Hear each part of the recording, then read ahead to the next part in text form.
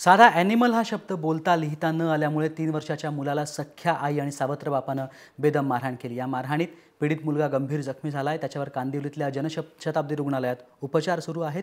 आर्यन सिंग असं पीडित मुलाचं नाव आहे।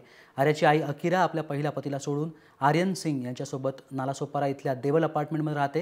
हे आईबाप सैतान आहेत का असा प्रश्न हे दृश्य पाहिल्यावरती उपस्थित होतोय। समाजसेविका सलमा मेमन यांनी हा प्रकार उघडकीला आणलाय। नालासोपारा पोलीस ठाण्यात तक्रार दाखल करून घेत नसल्याचा आरोप समाजसेविका सलमा मेमन यांनी केलाय। याबाबत पोलिसांनी काहीही बोलण्यास नेहमीप्रमाणेच नकार दिलाय।